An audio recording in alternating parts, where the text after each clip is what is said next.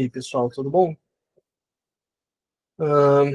Então, vou dar uma ideia aqui do que é eu conversando com o Lucas, e a gente resolveu ter esse grupo de estudos de tempos em tempos aí, a princípio uma vez a cada 2 semanas, aí depois a gente ajusta qualquer coisa.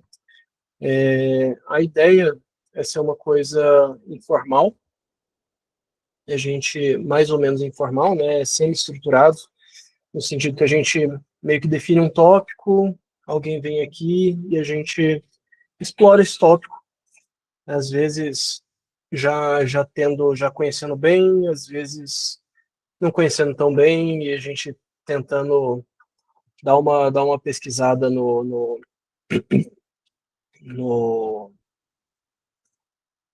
dar uma pesquisada na documentação e tenta rodar e tenta baixar. E hoje eu vim trazer para vocês uma ferramenta que eu já conheço melhorzinho. Tem até palestra que eu fiz sobre ela, só que eu já resolvi trazer aqui já no formato que a gente vai trazer, que é esse formato mais tranquilo e informal.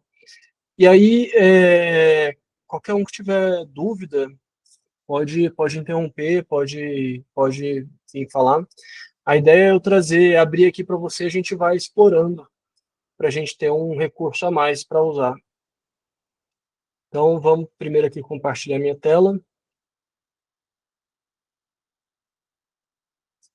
Estou aqui, inclusive, com o repositório que eu fiz aqui da palestra. Eu posso até passar o link do repositório para vocês depois, mas a ideia aqui não é dar uma palestra, né? É mexer no repositório e tentar entender um pouquinho. E, Breno, você pode começar falando só um pouquinho do DSPy, o que é? Tem alguma familiaridade, mas não muito. Claro, claro. Eu ia chegar nessa parte aqui. Beleza. Porque eu vou abrir uma página aqui com deixa eu abrir aqui só um segundo. DSPy.ai.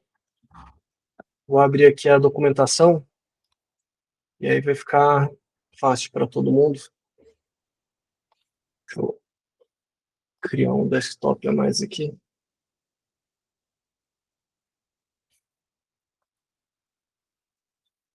Então, tá, beleza. Então, o que é DSPy? Quando a gente vai programar um sistema de inteligência artificial, a gente tem maneiras. A gente pode usar direto o PyTorch, por exemplo, que é um framework bem mais baixo nível de machine learning, mas geralmente o PyTorch é para alguma coisa que está rodando na sua máquina. Se você vai usar, por exemplo, o IA do Google, da OpenAI, por exemplo, vai usar o GPT-5, você tem que interagir com a API deles. E que você pode interagir na forma da API, ou você pode usar a biblioteca OpenAI, que é uma forma mais simplificada de interagir com a API deles. O problema de você usar isso aí direto é que, bem, primeiro que você está dependendo unicamente da OpenAI, se a OpenAI dá pau, você perdeu tudo. E a segunda coisa é que você não tem nenhuma abstração. Então, quando você vai geralmente, e aí para isso criaram várias abstrações em cima dessa e de várias outras APIs. A mais famosa delas é a LangChain. Porém, eu tenho mexi com LangChain, mexi com Llama Index, mexi com várias outros frameworks aí, e eu vi vários problemas que ele, eles eram meio travados. Eu sentia que eles eram muito travados, eu não conseguia entender, mexer no que estava por dentro, não conseguia entender o que eu estava rodando. Porque uma LLM nada mais é do que você coloca uma string e ele te cospe uma string. Então você escreve alguma coisa, ele te escreve outra coisa. É só isso que uma LLM faz. E eu usava o framework e não sabia o que estava indo para a LLM de fato. Não sei, eu mandava um negócio, tinha uma resposta, mas eu não sabia o que estava chegando na LLM. Então, isso fica difícil de fazer um debug, né? Da gente entender exatamente o que está acontecendo para trabalhar em cima. Além de vários outros probleminhas. E aí, eventualmente, eu me deparei com o DSPy. Na verdade, eu vi quando lançou, eu cheguei a ler o paper, na época eu não entendi nada. E aí, gastei um tempo para entender. E o que ele é isso aqui, ó. É um framework declarativo para construir softwares de inteligência artificial modulares. E, ou seja, se você está lendo isso aí pela primeira vez, você provavelmente também não entendeu nada, né? Isso aí, ele é um framework bem acadêmico, o pessoal que constrói ele é de Stanford. Ele, inclusive, está no repositório de Stanford, na organização de Stanford. Então, lendo aqui, inicialmente, hoje em dia está até bem mais fácil, mas inicialmente causa um desconforto, porque a linguagem é uma linguagem mais para quem já sabe, para quem é desenvolvedor, quem fez ciência de computação, quem já é muito bem versado nisso daí. Para quem não é, tem um pouquinho de dificuldade. Eu vim da ciência de dados, né, não da área de desenvolvimento. Então eu tive minha curva de aprendizado, mas eu já aprendi. Na verdade, ele é até um framework bem simples. Ele cria abstrações em cima do ele cria abstrações em cima dessas APIs para a gente trabalhar melhor o sistema. Então, ao invés de eu estar passando simplesmente uma string para o modelo, eu vou estar criando essas abstrações declarativas. O que esse declarativo significa? Significa que eu estou falando para o DSPy, eu estou declarando para ele o que eu quero que exista e não como eu quero que ele faça. Eu estou explicando, tô criando o que e não o como. E o como vai ser o que o DSPy vai fazer para mim. Ainda é um pouco abstrato, mas logo, logo a gente vai ficar um pouquinho mais concreto. Então, aqui, ó, um TLDR, né? Too long didn't read. Pense no DSPy como uma linguagem de alto nível, ou seja, a gente está trabalhando num baixo nível. No computador, quanto a gente está mais próximo dos bits, mais baixo nível a gente está. Então, aqui é uma linguagem de um nível mais alto. Então, assim, por exemplo, se a gente está mexendo com assembly, é bem baixo nível. Aí tem o C, que é um pouquinho mais alto nível, Python, mais alto nível, e DSPy seria como se fosse uma linguagem ainda mais alto nível. Uma DSL. Aí, eu não sei, me explica o que é uma DSL, por favor. Abre o microfone aí e me fala o que é a DSL. Eu já li esse termo antes, mas eu já esqueci, porque DSL é quando você cria mais quase que uma linguagem em cima de uma linguagem. Assim, você tem uma maneira, você cria novos. Basicamente isso. É basicamente isso. Mas é uma biblioteca. Eu vou mostrar aqui para vocês. Isso aqui é uma metáfora. Porque eu vou mostrar é uma biblioteca que se importa no Python como qualquer outro. Então aqui, como é que você começa? É o jeito mais simples aqui na OpenAI, por exemplo. Você coloca aqui sua API key, você importa, você fala aqui qual modelo que você quer usar e você configura. E eu vou mostrar aqui para vocês. Então, eu estou usando minhas credenciais no arquivo .env, que eu estou importando aqui do .env, para não ficar mostrando minhas credenciais aqui para todo mundo. E aí aqui ele tem do DSPy eu chamo um LM e eu passo aqui qual é o modelo que eu quero, GPT-4o Mini. Então, se eu mando rodar isso aqui, eu estava rodando agora, vamos ver se... Ah, rodou. Teve um probleminha com outro ambiente que eu estava fazendo, estava com medo de não dar certo. Então, se eu coloco aqui eu já tenho um modelo. O modelo já está rodando aqui. Então, se eu chego aqui e falo, oi, tudo bem? E mando rodar, ele já vai me trazer aqui. Oi, tudo bem, e você? Como eu posso ajudar você hoje?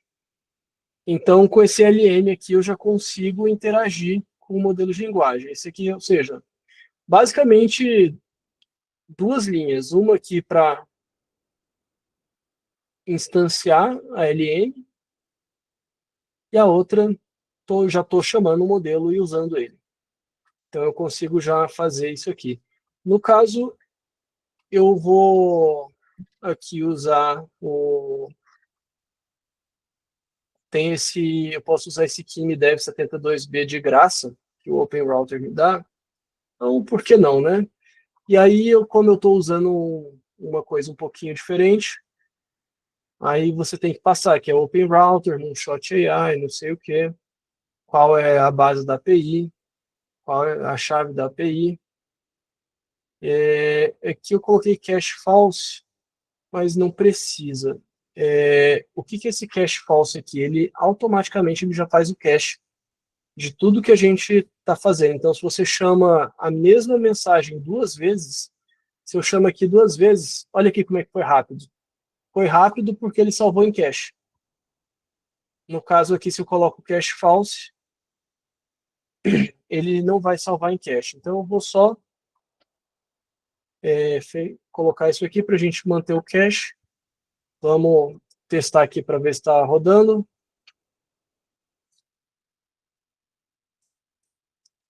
Então, beleza, tudo certinho. Está rodando aqui também. E agora eu estou usando o modelo de 72B que me deve da Moonshot AI, que eu estou pegando lá no OpenRouter. Então, com isso aqui, você consegue colocar praticamente qualquer API e você consegue fazer modelo local também aqui. Por exemplo, no Olhama. Você monta um servidor rapidinho aqui no Olhama com essas duas linhas, e depois está rodando, você usa mais a mesma coisa. Você tem uma API, que é seu localhost, e uma chave de API que não é nada, porque não precisa. Então, basicamente, assim você consegue o básico. Então, beleza. E aí, depois que você tem o básico, você usa essa configuração para tudo que você usar para frente, usar essa LM em específico. Então, eu vou configurar para usar esse Kimi Free aqui, que aí eu não vou pagar nada. Aqui ele dá alguns módulos, algumas coisas que você pode fazer, os otimizadores, ele já vai bem mais para frente, mas vamos no aprendizado aqui. Então, a ideia é a gente programar nosso sistema de IA, ao invés de ficar usando prompt, a gente usa programação, uma programação declarativa, que ele chama. E como é que a gente começa nisso daí? Aí tem essa aqui a parte dos modelos de linguagem, como é que chama, que eu acabei de mostrar para vocês. Mas vamos nas assinaturas. Então, o que é assinatura no DSPy? Assinatura é basicamente a função que você quer usar. Então, vamos para um ScaleDraw aqui rapidinho. Eu tenho já... Eu fiz isso aqui já de antes para a minha apresentação, a gente pode usar rapidinho. Então, a ideia... Os módulos aqui, as abstrações do DSPy é basicamente isso. Você tem a assinatura, que é a sua intenção, é a sua tarefa de fato, a entrada e a saída. Você passa a assinatura para um módulo e você formata isso nos adaptadores e depois você pode otimizar. Então, vamos colocar aqui uma assinatura Então, vamos criar um módulo aqui rapidinho. Vamos fazer um tradutor.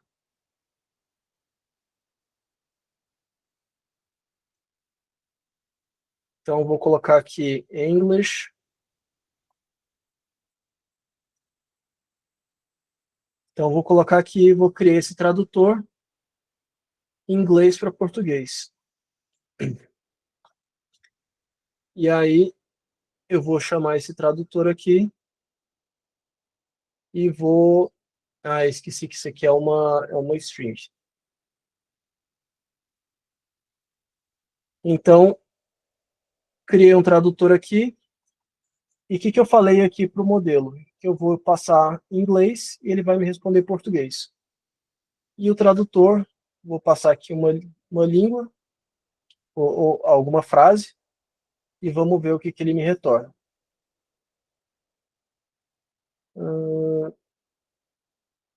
Sim.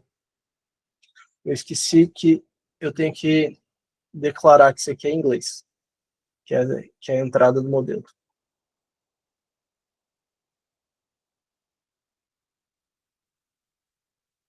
Então, pronto, a gente tem um tradutor. Eu não precisei fazer um grande prompt engineering, não preciso fazer, você é o Einstein da tradução e você vai fazer isso e aquilo. Eu simplesmente passei essa assinatura. English, Português. Então, rapidamente aqui a gente consegue montar alguma coisa. Vamos testar uma coisa um pouquinho mais complicada. Uma coisa legal dessa assinatura é que você consegue colocar tipos também. Então, vamos fazer aqui vamos colocar aqui calculadora.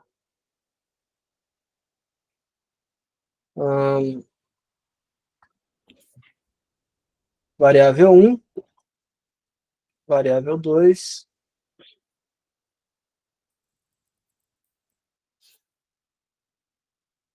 soma. Posso falar aqui que eu estou passando int para todo mundo. Então, eu clico aqui, quanto é que é 1 mais 2, e aí eu posso pegar a resposta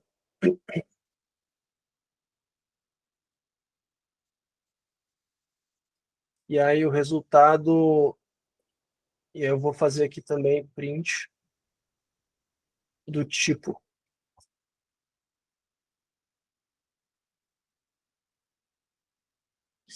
O resultado ele dá um objeto, então eu tenho que pegar a soma, que é o que sai aqui. Então, se você ver aqui, ó, o resultado ele dá esse objeto, prediction, onde tem soma igual a 3. Mas se eu pego direto a soma, eu já pego um int. Então, se eu pego esse resultado ponto .sum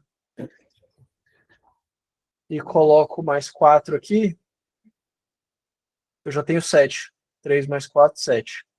Então, não preciso ficar fazendo muitas voltas. Não preciso falar, colocar dentro do prompt e falar, você vai me trazer nessa estrutura e você vai ser um tipo assim, um tipo assado, etc. Ele já vai desse jeitinho. E a gente pode colocar quantas entradas e saídas a gente quiser. Outra coisa que a gente pode fazer, por exemplo,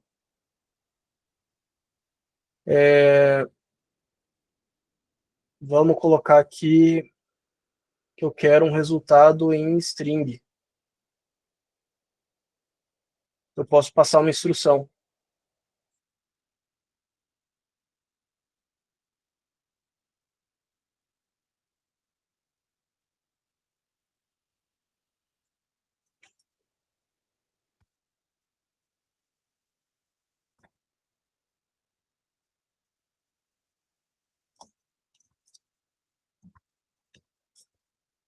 Eu estou pedindo aqui para retornar como um número por extenso.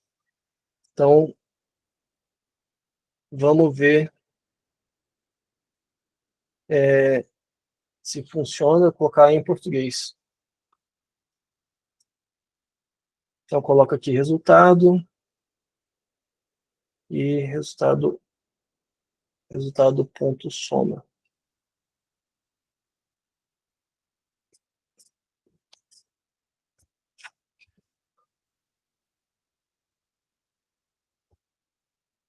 Ele não veio por extenso, mas isso aí a gente pode trabalhar depois. Mas a questão é que a gente consegue trazer, ele veio, dá para ver aqui que ele veio como string dessa vez. Mas dá para a gente trabalhar isso aqui depois. Enfim,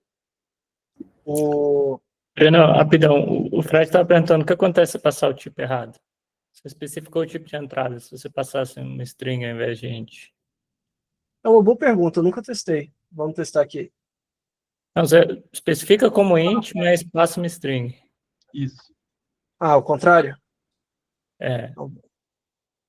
Provavelmente vai dar erro, eu acho que ele usa PyDent por trás. Entendi. Mas vamos ver o que acontece. Ele entendeu ainda assim. Então, assim, basicamente o que você está mostrando aí é a funcionalidade de você forçar o entendimento de uma entrada e de uma saída. Isso, exatamente. Isso aqui, eu sei que ele usa PyDent por trás, e na saída ele traz do jeito que você quer. Na entrada eu nunca tinha testado, eu não sei se ele passa sem validação. Não sei como é que ele faz isso daí. Se você botar abóbora aí, qualquer coisa, assim, se é um número. Qualquer string aleatório. Vamos ver. Quebrou já. Quebrou. Tá rodando. Eu acho que ele tem uma coisa que eu não falei, que ele tem retry automático. Ah. Abóbora 2. Concatenou. Concatenou. Foi uma solução interessante, porque em Python, quando você usa o mais, ele concatena, né? Com duas strings. Então, essa tipagem é uma indicação, não está rolando um type checking de fato aí. Eu sei que na saída. Saída sim. Na saída sim, na entrada aparentemente não. Entendi. Isso aí é bem interessante, eu nunca tinha testado. Mas essa coisa a gente pode aqui fazer o dspy.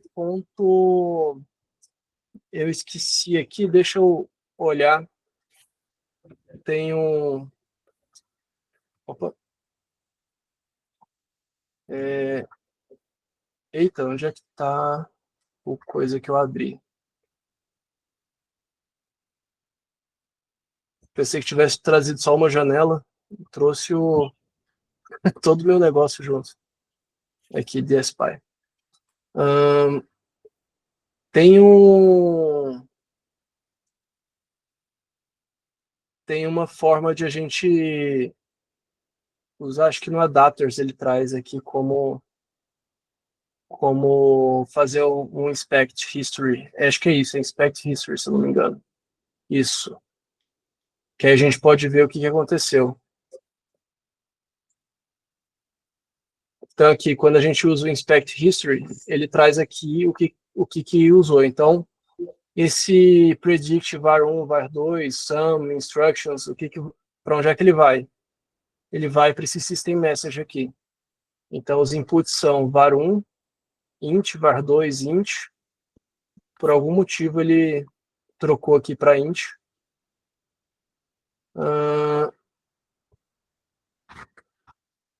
E aqui, ó, abóbora 2. Engraçado que ele não colocou o que você escreveu, né, que era para retornar em português por extenso.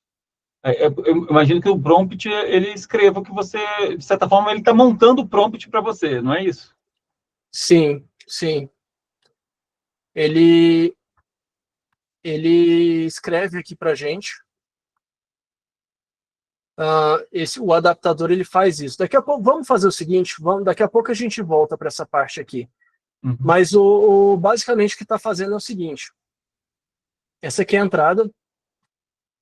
Essa assinatura ela é definida aqui, que é as entradas e a saída. E aí as instruções, elas também vão para lá. Não sei exatamente o que aconteceu que não apareceu.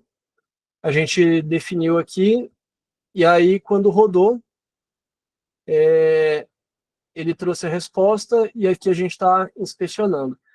E esse aqui é o módulo mais simples que tem, o Predict. Que vamos voltar aqui para a assinatura. Então a gente consegue fazer, por exemplo, aqui ó, de documento para resumo. A gente consegue fazer uma assinatura um pouquinho mais complexa, se a gente quiser. Vamos criar uma assinatura um pouco mais complexa. A gente consegue fazer uma classe. Então vamos fazer uma classe avaliação, evaluation.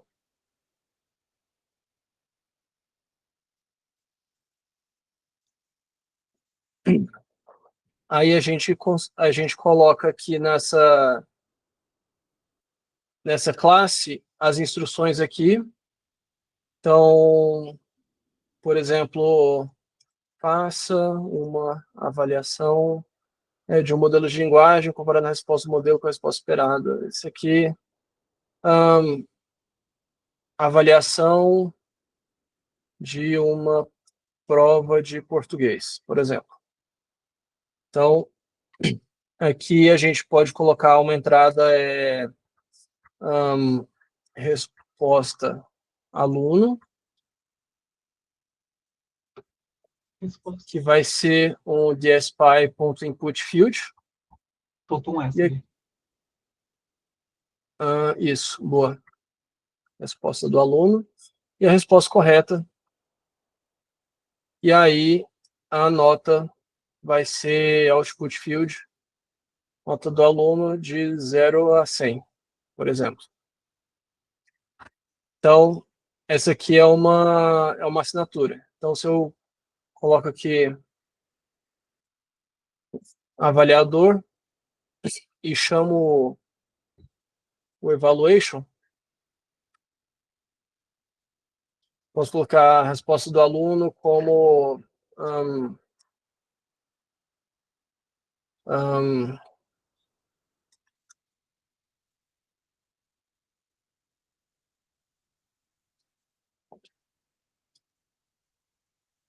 e aí a resposta correta como o carro foi no concerto. Pronto. Então vamos pegar aqui a nota. Vamos ver o que ele vai trazer para a gente.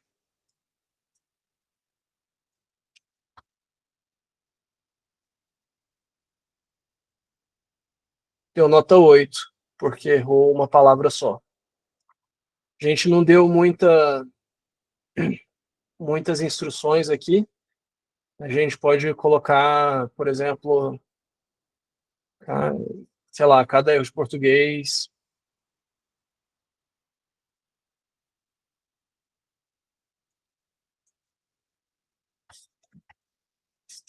Então, cada erro de português perde 10 pontos. Provavelmente aqui vai dar 90 agora, dessa vez.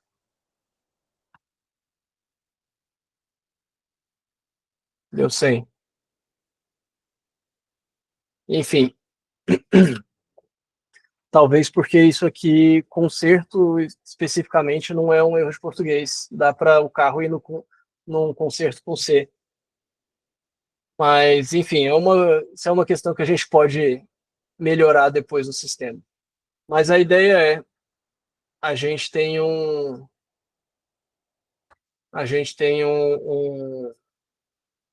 uma assinatura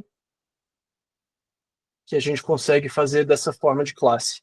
Isso aqui é basicamente como é que funciona a assinatura. Então, a gente passa aqui por esse módulo. Então, a gente pode usar um outro módulo aqui, por exemplo, vamos criar agora um avaliador que seja, ao invés de usar predict, seja chain of thought. Então, vamos olhar o R por inteiro, e não só a nota dessa vez. E agora ele, com chain of thought, ele vai ter o reasoning. Então, aqui a resposta do aluno contém um erro de vocabulário, concerto, ao invés de concerto. Isso resulta numa perda de 10 pontos. E agora ele respondeu certo, nota 90. Então a gente consegue fazer uma estratégia de inferência diferente mudando uma linha, ao invés de ter que reescrever o prompt. Isso aí é uma coisa bem útil quando você está criando um sistema. A gente pode também, por exemplo, fazer uma classificação. Então, vamos dizer que a nota agora vai ser um literal.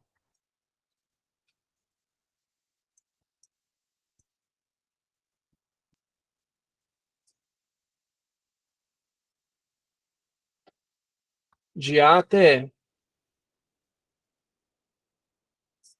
Eu tenho que importar esse from typing.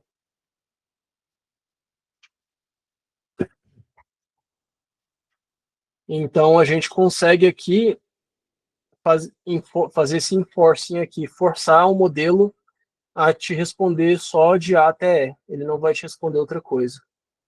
Porque ele é o tipo de saída esperado. Breno, posso fazer uma pergunta? Pode sim, claro. Só porque eu não sei como que é a melhor dinâmica aqui para...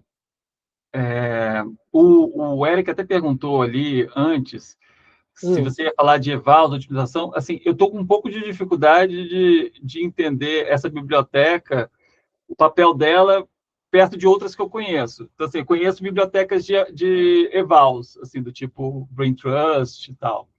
Uhum. Eu não conhecia, assim, é a primeira vez que eu estou vendo essa biblioteca, a de SPy.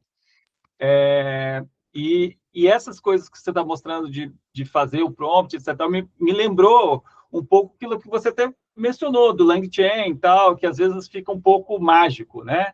Que você usa o framework, e o que ele fez exatamente ali com o prompt ficou um pouco, parece um pouco mágico. Eu queria entender assim, um pouco no mais alto nível, porque parece que essa aqui é uma biblioteca que tem partes. Ela parece que tem uma Sim, parte de ela é modular. eval, uma parte de otimização e uma outra parte que ele chamou de programming aí. Como é que ela se organiza? Assim, eu queria meio que entender um pouco assim nesse alto nível, como que você vê essa biblioteca? Uhum, tá certo. Deixa eu abrir aqui de novo o ScalyDraw. Então, basicamente, como é que ela funciona é o seguinte. A gente tem a assinatura é a tarefa. O que acontece? Quando a gente está mexendo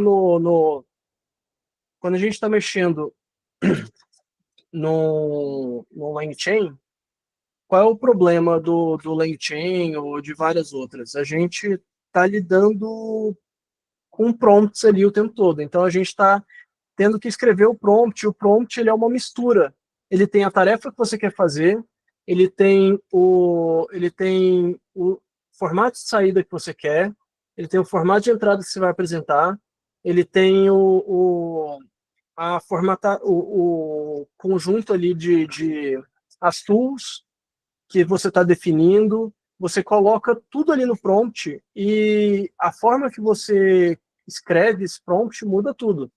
E você muda o modelo, o prompt já não vai funcionar igual. Ele funcionava no modelo anterior. Então, toda vez que você tem que ficar fazendo uma iteração manual desse prompt. E se você, parece que esse modelo aqui não está funcionando, vou testar um outro modelo. Você vai ter que testar do zero, porque você tem que fazer tudo isso de novo. E mas agora eu tenho 3 entradas, não só 2. Você tem mais coisa para mudar e essas mudanças talvez você tem que talvez elas sejam uma cascata ali. É claro que se você deixar o prompt bem organizado, talvez fique mais fácil, mas é difícil de você dar manutenção numa parede de texto de string, né? É muito mais fácil você dar manutenção num código onde aqui, se você quiser mudar de predict para chain of thought, você muda essa linha e está resolvido. Agora, num outro framework, quando você tem um prompt, talvez você tenha que escrever isso. Alguns frameworks têm algumas coisas um pouco mais modularizadas, mas nesse aqui você tem essa possibilidade. E aí, como isso cola essas coisas, é claro, aqui você está um pouco mais distante do prompt. Você pode olhar aqui e fala, beleza, mas qual é o prompt de fato? Então, aqui a gente pode usar aquilo de novo, que ele deu uma coisa bem grande aqui, porque ele automaticamente foi retestando, porque a gente colocou uma coisa para dar erro, e aí, só que ele é feito para caso dê um erro, ele espera que ocorra erros, eventualmente. Que a LLM ela pode alucinar. E quando a LLM alucina, ele faz o retry e dá uma ajustada. No caso aqui, como a gente não fez Corta só um minutinho, só para Claro. tentar entender isso que você falou. Porque, por exemplo, essa coisa de entrada e saída, de você meio que definir, forçar uma determinada interface de entrada e de saída. Uhum. Assim, eu não uso nenhuma biblioteca para isso, mas eu meio que já aprendi uma certa pattern que você pode colocar isso daí ser uma função que você cria, que você fala assim, ó, quando eu passar para você... Sim, criar um template, né? Tem que você cria o seu próprio template, assim, do tipo, e aí você faz retrials, faz esse tipo de coisa, etc e tal. Uhum. Mas isso é uma coisa, tipo assim, eu tenho um template que no meu caso eu criei, mas assim, por exemplo, eu poderia pegar o que alguém já criou, tal. Mas você deu a entender, e aí eu não sei se eu entendi errado, que ele gera um prompt e aí ele vai otimizando esse prompt ao longo do tempo. Ele não Existe vai. um processo de otimização do prompt, para ele ir aprendendo e alterando o próprio prompt até ele chegar no prompt adequado numa determinada avaliação? No caso, nesse caso específico aqui, que a gente fez para ele dar um erro, ele ele foi atualizando o prompt ele mesmo para tentar trazer uma resposta para a gente. Porém, normalmente o que acontece, a gente trabalhando normalmente, ele tem uma coisa chamada adapter, que ele faz um parsing disso aqui que a gente criou, e ele junta tudo nesse prompt aqui, que é um prompt inicial. Depois a gente pode otimizar mais para frente. Então ele cria esse prompt aqui, que é um system message que fala seus inputs fields são esse, seu output fields é esse, os inputs vão estar nessa estrutura, você vai fazer isso aqui, para seu objetivo é passar a avaliação de uma prova de português, cada erro perde 10 pontos, que é o que eu coloquei lá em cima, que já não faz mais tanto sentido, que agora a gente mudou para ABCDE, mas enfim, essa aqui, ele cria esse system prompt aqui. E aí a gente fez e aí quando eu passei essa linha aqui, com a resposta do aluno e a resposta correta, ele joga aqui nesse user message. Resposta do aluno, o carro foi no concerto. Resposta correta, o carro foi no concerto com S. E aí ele pede aqui para fazer um reasoning e depois uma nota. E aí ele dá um reasoning e depois uma nota. É basicamente isso que ele está fazendo aqui. Ficou um pouco claro do processo, do que está acontecendo? Ele tem um template ali por trás, já. Não, eu estou entendendo que nesse caso é um template. Assim, ele está montando um template a partir de determinadas regras que ele já deve ter e você usou elas. Exatamente. Você tem a assinatura, que são inputs e outputs. Você tem o módulo, que é seu sua estratégia de inferência, que pode ser um predict normal, pode ser um chain of thought, pode ser React, pode ser outras coisas. E aí o adapter, que eu não especifiquei ali em cima, mas eu posso especificar adapters diferentes, ele é basicamente o template, que ele junta tudo nessa mensagem aqui. Mas ele é um pouco mais complexo que o template. Por quê? Porque o adapter, ele funciona para qualquer tipo de módulo. E existem, e o módulo, ele não é só essa estratégia de inferência, mas a gente pode criar nossos próprios módulos, que são, deixa eu fixar aqui, a gente pode criar nossos próprios módulos, que são, se quem já mexeu com PyTorch, tem mais, vai achar muito parecido. É basicamente, você cria uma classe, você tem um init aqui, onde você define o que você vai usar, e você tem o forward, que é o que vai rodar. Então, o adapter é a cola, que cola tudo junto, e passa isso para LLM depois. Nesse caso aí, por exemplo, Chain of Thought é um módulo? Exatamente. É esse aqui, ó. Aqui, eu substituí de predict por chain of thoughts. E aí, com isso, eu tenho esse reasoning aqui. Que ele tem o pensamento do modelo, digamos assim. Uhum. É tipo uma arquitetura, ele vai pegar o input, vai passar por várias transformações, várias Transformações, é um transformer, né? Se quiser, transformer não no sentido de transformer. É porque eu me lembrei da Fast AI, tinha um objeto transformer que você ia pegando o input e aí ia transformando ele. E a Pois mesma é. ideia que ele falou do PyTorch faz sentido também, que você pega um módulo, aí você está transformando o output anterior. Entendi. Isso. Eu queria acrescentar a pergunta do Fred. Eu acho que eu tenho a mesma preocupação que ele, onde que se encaixa no ecossistema, porque realmente o LangChain faz o templatezinho bonitinho, tem várias outras libs que fazem isso. O Eric mencionou aí a tal da otimização automática, e eu estava dando uma lida aqui na documentação. Parece que ele tem uma funçãozinha aqui, que parece ser útil, você passa sei lá, você tem uma coleção de dados lá, você tem uns 100 exemplos, e aí você passa o que você quer fazer, e alguma forma de avaliação, e ele consegue ir otimizando o prompt para atingir melhor aquele seu objetivo. E às vezes parte do prompt vai ser fazer o few shot, vai pegar alguns exemplos daqueles dados que você passou e vai incorporar aquilo no teu prompt para você chegar melhor no resultado. Isso. A otimização automática aí que o Eric está falando? Sim. Eu vou abrir, já aproveitar que eu já estou aqui, eu vou abrir o que eu fiz aqui da palestra, porque eu acho que a gente tem só mais 10 minutos, Beleza. e aqui eu acho que eu vou conseguir passar mais rápido, já com uma coisa feita, ao invés de eu ter que escrever um por um. Beleza. Então, basicamente, aqui o que eu mostrei para vocês agora, os módulos aqui.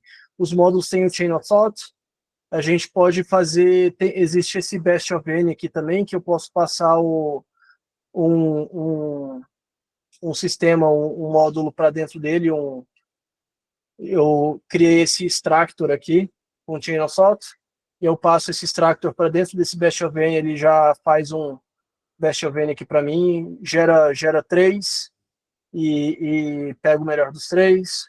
Tem esse Refine aqui, que é parecido com o Best of N, só que ele vai mudando, melhorando o prompt com o tempo. Tem o React, que eu tenho esse Structure Events, que é a assinatura, faço umas tools aqui, como por exemplo esse Find Bullet Points, e aí ele invoca as tools e pega as coisas aqui pra gente. E aí tem os módulos custom, né? Que eu posso criar do jeito que eu quiser.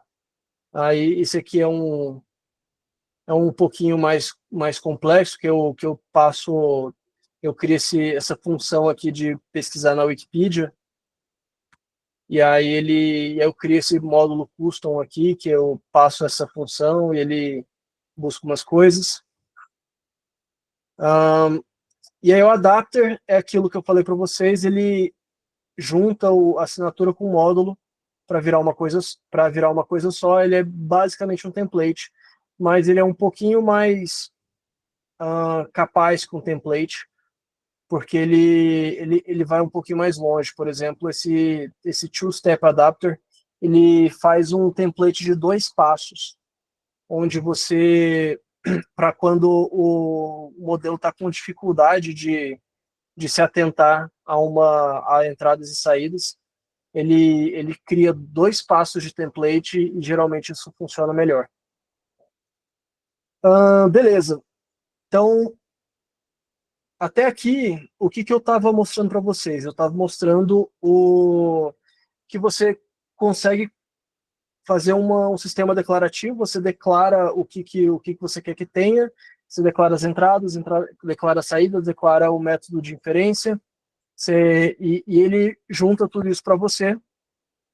Então, aqui, inclusive, aqui tem o adapter XML, tem adapter JSON, dependendo do modelo, você pode ir mudando o adapter para um que faça mais sentido. Só que aí, beleza, a gente tem um modelo, a gente tem aquele adapter que é nosso prompt. Mas como é que a gente melhora ele, né? Porque só aquilo lá não vai funcionar para tudo necessariamente. Então, o que a gente faz? A gente cria um dataset. Ele tem tem avaliador e tem um otimizador aqui. Então, primeiro vamos ver o avaliador, que é basicamente a gente criar um dataset que tem esse módulo exemplo aqui, que a gente, por exemplo, tem esse predict question answer, a gente coloca uma pergunta, uma resposta, fala que o input é a pergunta e coloca aqui perguntas e respostas e cria esse dataset. A gente cria uma métrica. A métrica pode ser qualquer função em Python. Você não precisa passar nada em especial. Geralmente ele vai ter um exemplo, vai ter um pred, que é a prediction, né? Então você coloca aqui e aqui nesse caso eu fiz um chain of thought. Eu fiz um LLM as a judge.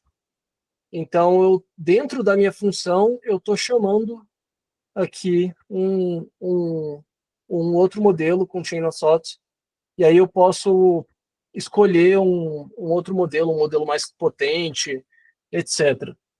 Então, eu coloco aqui, eu quero que ele me responda se é similar, sim ou não, verdadeiro ou falso, né? E o nível de confiança em float.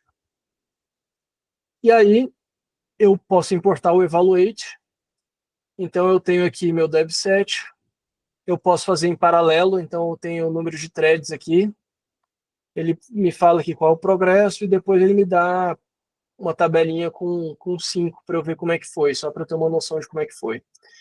E aí eu passo a métrica e o programa e ele faz a avaliação do programa.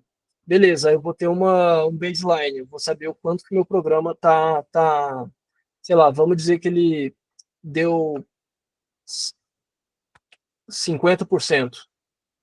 Então, mas eu quero mais, eu quero pelo menos 80%. Beleza, então vamos otimizar. Tem essa parte que é importante também, você consegue salvar o programa e depois você consegue fazer o load. Ele quando você salva um JSON, ele salva isso aqui. Qual a entrada, qual é a saída, qual a versão, qual é a instrução, ele salva tudo aqui. Beleza, então ele tem vários otimizadores aqui. Tem esse módulo teleprompt. Então, um deles, por exemplo, é o Bootstrap Few-Shot. Então, você passa aqui qual é a sua métrica e o train set, e ele escolhe um número de exemplos desse train set para colocar como few-shot no seu modelo para ver como é que ele melhora. Então, o primeiro modelo que a gente faz, o primeiro programa que a gente faz, ele vai zero shot, né? Ele não tem nenhum exemplo. Aqui ele escolhe alguns exemplos que melhoram essa sua métrica aqui. E eu posso colocar um feature também, né? Crio esse GPT-5 e esse GPT-5 vira um teacher que ajuda a criar exemplos para o seu modelo. Tem esse outro aqui, que é o Multi-Prompt Instruction Proposal Optimizer versão 2, que, sendo bem sério, eu não sei exatamente os detalhes, mas ele usa várias LLMs, várias chamadas, para melhorar seu prompt. Você tem alguns argumentos, como, por exemplo, o número de threads. Você pode passar um teacher para também dar sugestões. E aí, qual é o seu modelo? Você passa a métrica. E aí você compila. Ele chama de compilar, né, a parte de otimizar. Então, é basicamente duas linhas. Você invoca aqui qual é o seu otimizador e você otimiza ele. Simba é um outro tipo de otimização. Ele usa uma otimização aqui que ele chama Stochastic Introspective Mini-Batch Ascent. É uma otimização bayesiana. Então, novamente, a métrica, você coloca o máximo de passos que você quer, o máximo de demonstrações. Essa demos aqui é os few shots. Então, o número de exemplos que você quer dentro do seu prompt. E ele faz, e aí você compila novamente. Tem o estudante, que é o seu programa, e o train set. E ele otimiza aqui. E aqui o GEPA, que é o Genetic Pareto, que é bem recente, eu cheguei a estudar como é que ele funciona. Ele basicamente vai gerando várias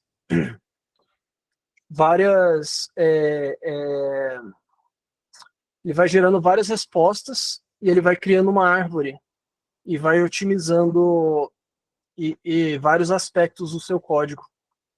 Então ele cria meio que um limiar de Pareto e aí ele vai otimizando em paralelo e criando uma árvore de otimização até que um desses resultados aí é melhor do que os outros e ele te retorna ele.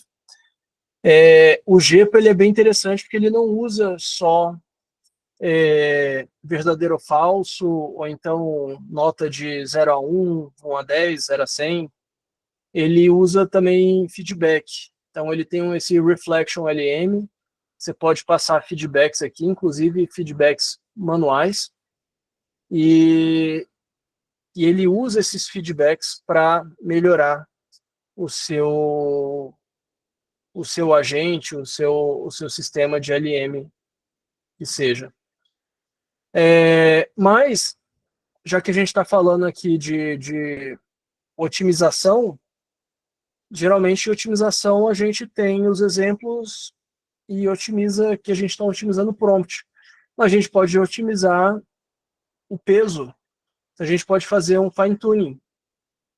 A gente usa a mesma ideia e a gente pode invocar esse bootstrap fine tuning e compilar. E aqui no caso, é claro que vai ter configurações de CUDA que deve ter que resolver, que geralmente dá problema, né? Quando a gente vai fazer fine tuning, mas aqui a gente consegue usar a mesma API, a mesma sintaxe para fazer um fine tuning dos pesos do modelo. E também locais, né? Só se você tiver modelos locais, né? Essa é a previsão. Exatamente, modelos locais, modelos que você tem acesso aos pesos, né? Então, se você está com um modelo se você está trabalhando numa nuvem, você tem um modelo lá e você tem acesso a GPU e tal, você pode rodar isso daqui, ou então você tem sua rig de GPU em casa, ou você consegue rodar isso daqui, tendo acesso ao peso do modelo, é claro. Se você está simplesmente usando uma API, não vai resolver. E, por último, aqui você também pode fazer um Reinforcement Learning with Human Feedback, aquele GRPO que ficou famoso com o DeepSeek. É a mesma coisa, que é um pouquinho maior, só de parâmetros para escrever, mas basicamente você invoca aqui, você declara seu compilador e depois você invoca ele compilando o seu programa com seu programa e o dataset de treino e de avaliação. E, em resumão, é isso. Eu acho que talvez 1 hora ficou pouco para a gente falar sobre isso, mas, enfim, fala aí, Fred. Eu só ia perguntar, na verdade, eu entendi dessa parte aqui, é que você cria uma eval para você saber mensurar o quão bom ou quão ruim está o seu prompt, né? E aí você tem essas técnicas, você colocou GEPA, GRPO, as várias técnicas para melhorar o prompt quando o prompt está nesse esquema que ele já entende, ou seja, em que ele muda poucas coisas, porque assim, quando naquela primeira parte que você falou, que é, digamos assim, a parte programming da biblioteca, você com poucas alterações, você faz bastante mudança no prompt. Então, estou entendendo que ele faz alterações nesses inputs dessa camada de programação, faz alteração no prompt, roda, gera um eval, e aí existe... O que eu não estou entendendo muito bem é exatamente o que faz cada... o que é a otimização, o que seria o Adam porque quando você faz o compile ali, ele imagina que ele vai fazer uma coisa tipo quando a gente faz no PyTorch, que ele vai olhar para um dataset, ele vai rodar e vai ver se ele está melhorando ou se ele está piorando. Isso. De alguma forma. Esse de alguma forma é que eu não entendi muito bem como é que a funciona. métrica. É a métrica. Eu tenho uma métrica aqui.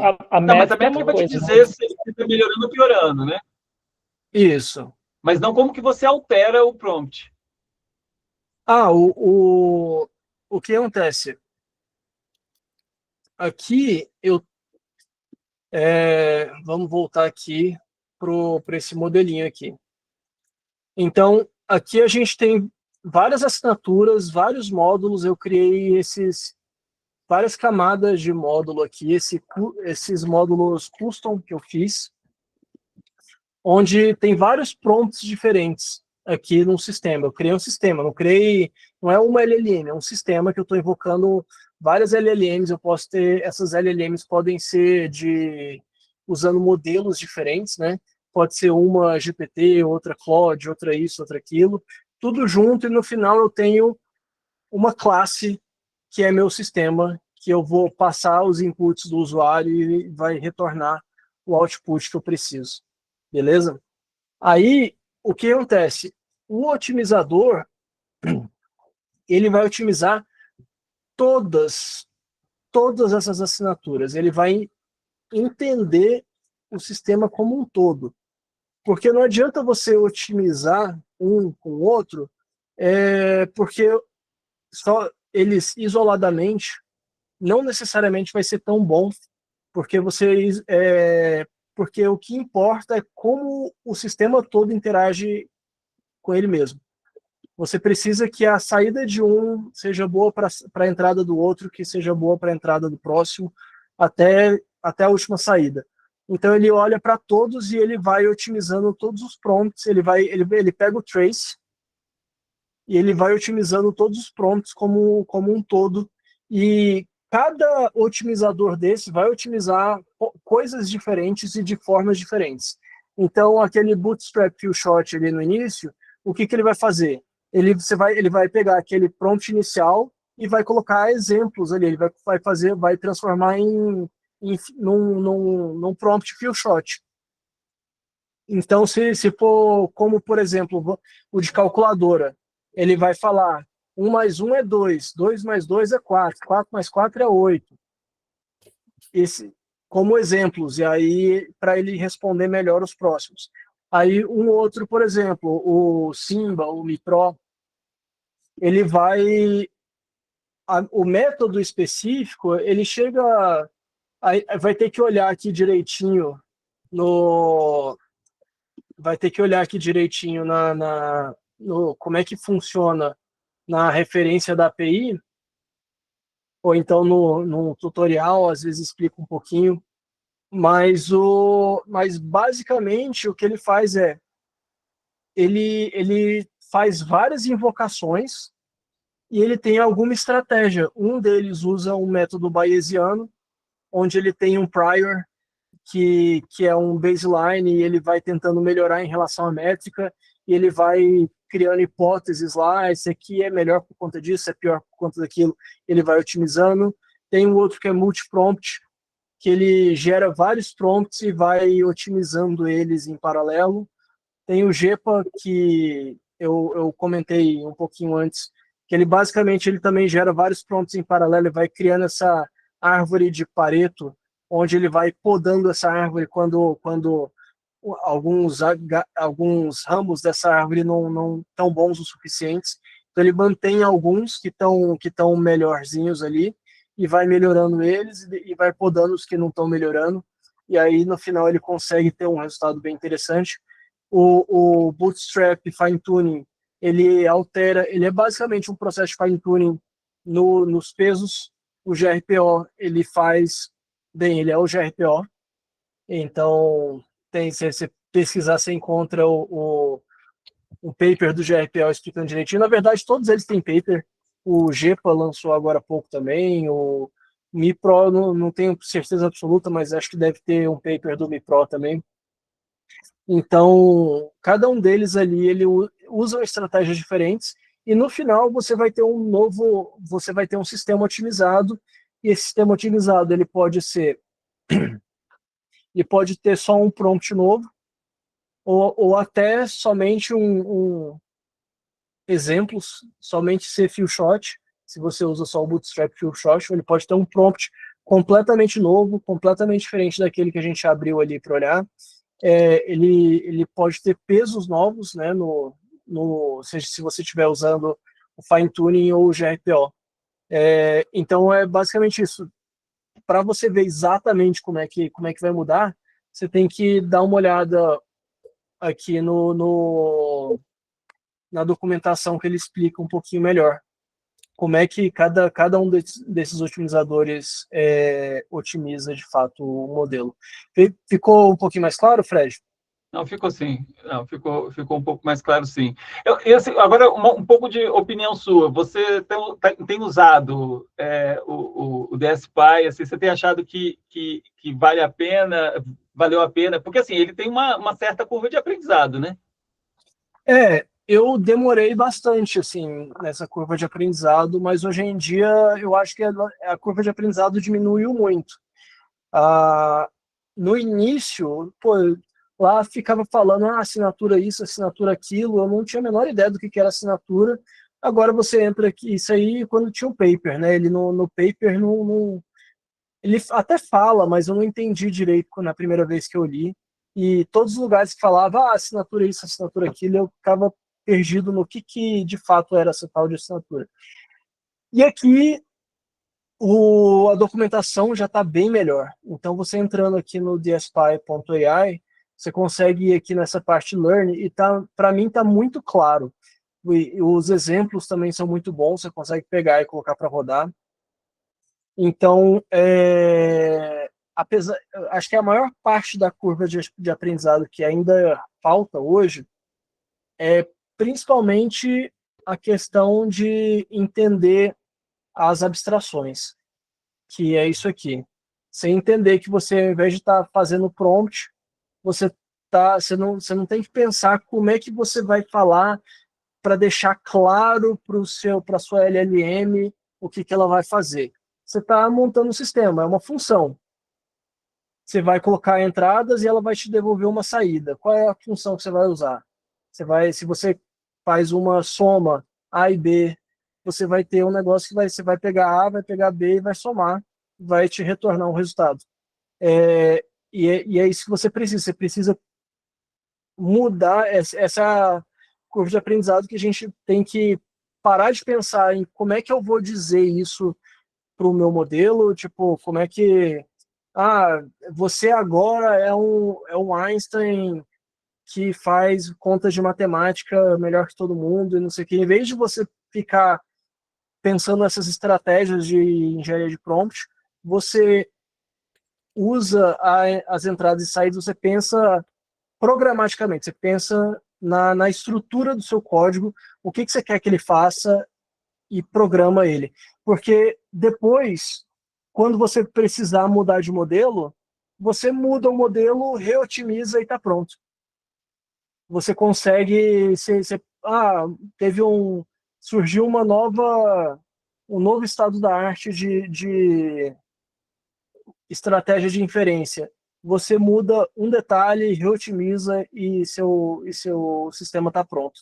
Você não precisa ficar refazendo o prompt várias vezes. Nessa parte de inferência, ele resolve também a questão de paralelizar Sim. Ele tem um módulo parallel e tem um módulo batch. Você consegue chamar vários ao mesmo tempo. Eu estava escutando o Bruno falar, e Fred, acho que um bom paralelo para mim é a otimização de hiperparâmetros machine learning, né? Porque a otimização de hiperparâmetros você também busca sem gradiente. Aí você vai fazer método bayesiano, você vai fazer evolutionary search, né? Você define lá uma fitness function, você vai fazer random search. Tem vários métodos que são métodos, né, não informados, né, sem gradiente.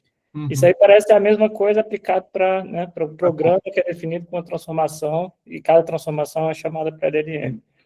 O que eu estava pensando aqui, que assim, hiperparâmetro, a gente que já é macaco velho de ML, sabe que assim, é legal usar esses métodos e tudo, quando você tem um problema novo, você está tratando um problema novo, mas são métodos caros, né? Porque você vai usar o método automatizado, demora. Geralmente, alguém que já é experiente, já conhece bem o problema, às vezes vai saber melhor o hiperparâmetro de cara, né, com algumas poucas iterações manuais, do que passando por um processo de otimização desse. Então, às vezes, o paralelo é esse, né? Alguém que já é experiente, sabe definir seu próprio prompt, conhece bem o domínio, vai saber definir o prompt melhor do que esse programa vai fazer. Mas, se não, às vezes deixa rodando lá um método evolucionário, ele vai... Se tiver um budget infinito... Pois é, porque isso que eu fiquei pensando, porque, por exemplo, toda vez que eu rodo um eval, eu penso duas vezes, porque, assim, né, do tipo, dependendo do tamanho do seu dataset, um eval custa, né, enfim... Sim. A gente estava acostumado num paradigma de computação que a gente só pensava o custo das coisas era o tempo que levava a rodar, agora não mais, né? Tem também o custo de prompts, de tokens, etc. e tal. Sim. Aí eu fiquei pensando quanto que isso aí valia a pena ou não. Eu falo isso, mas assim, eu tenho uma biblioteca que eu tenho usado bastante e ela é muito mais específica, assim, ela não é tão abrangente como os exemplos que o Breno trouxe, que é a Lang Extract. Só para extração de dados, só para você fazer extração de dados estruturados a partir de texto. Ela só serve para isso. E é uma biblioteca do Google e tal. E, assim, para mim, a grande vantagem dela é que ela tem justamente essa questão de few shot learn. Você só especifica assim, toma aqui exemplos do meu dataset e ele monta também.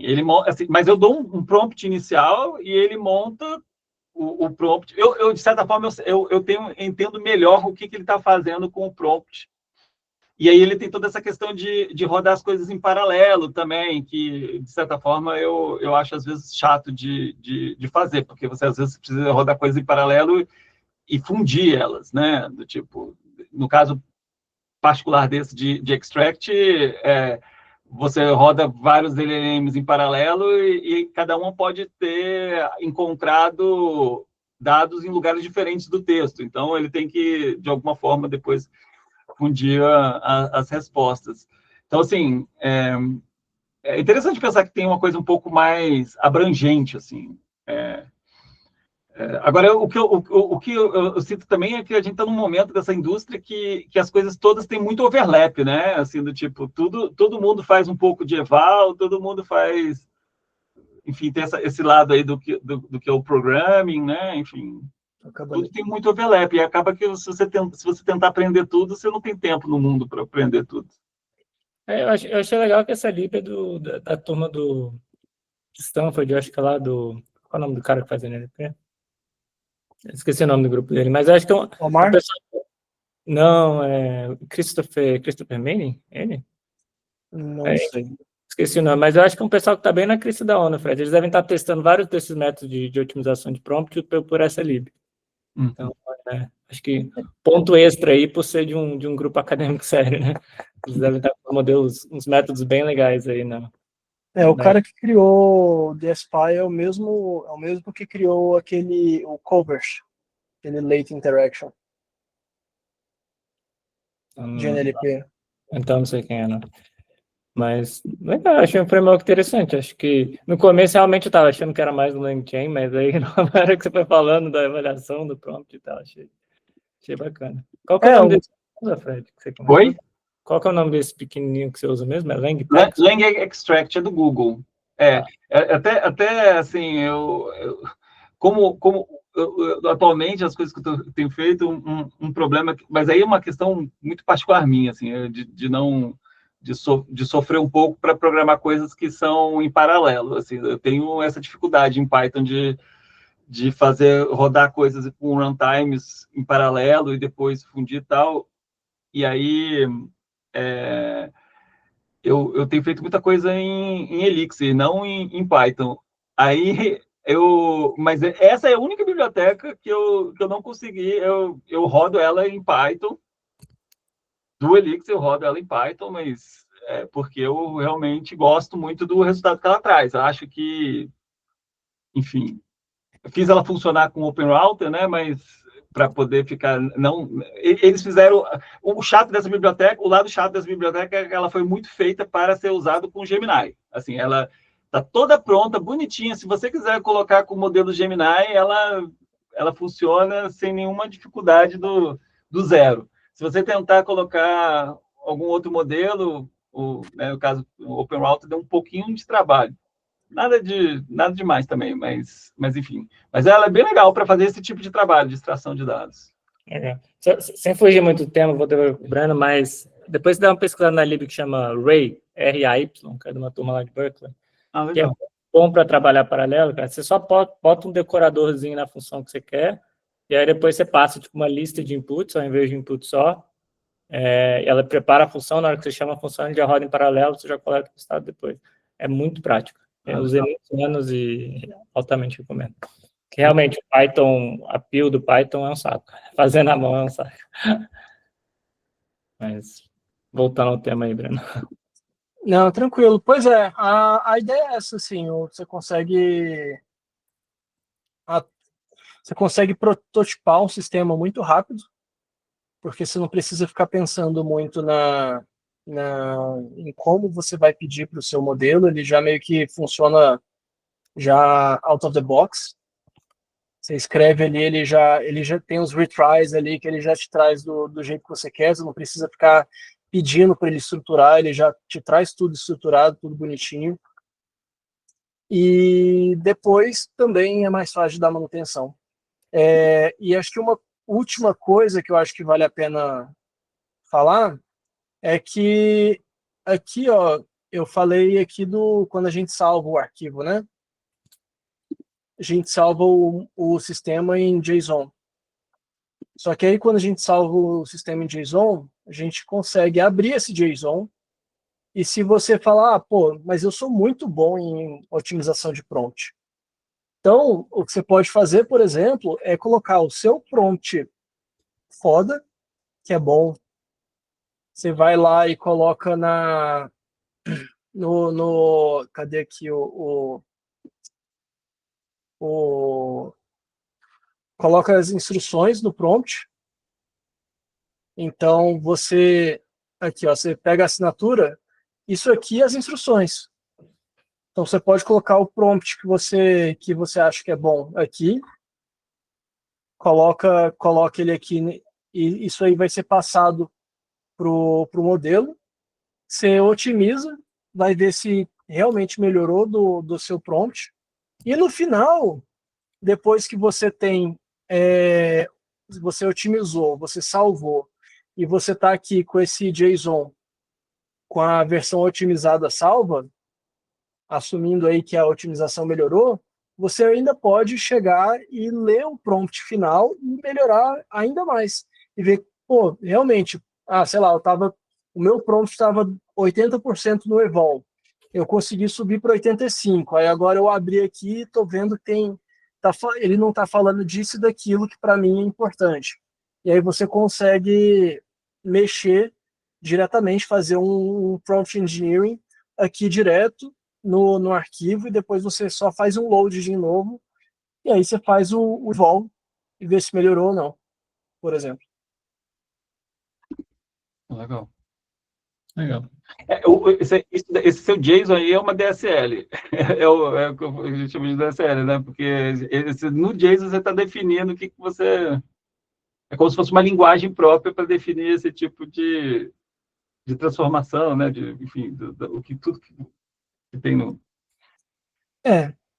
Esse JSON aqui é meio que um resumo do que você escreveu no programa. Então, aquele predict tweet tracinho rap, aliás, que é o primeiro tweet, é o primeiro que eu fiz ali, só que não nessa conversa de hoje. A primeira assinatura que eu faço aqui nessa minha apresentação é tweet tracinho rap, que ele define se o tweet é feliz ou não. É uma classificação de sentimento. Então, quando você salva, ele gera isso aqui. Com aquela assinaturazinha, ele gera tudo isso aqui. Uhum. E aí depois você pode otimizar as instruções e fazer o que você quiser. Mas beleza, eu vou abrir depois esse array aí que você mandou, para dar uma olhada. Não, eu mandei mais pro Fred aí, que ele falou que tem problema com paralelo. Eu também, todo mundo tem problema com programação paralela no Python. Parece que eu dominei o array e mudou minha vida. Legal. Isso aí. É uma boa dica. É bom saber. Eu vou dar uma olhada. Um outro que eu usava antes do array é o Desk, que é tipo um NumPy paralelo. Mas eu acho que o array é mais flexível, que usa o decorador, o Desk eu tenho que definir tudo como data frame, enfim, os problemas. Entendi. Eu já vi o Desk, mas parecia que era um negócio mais para você usar quando você estava mexendo com o cloud.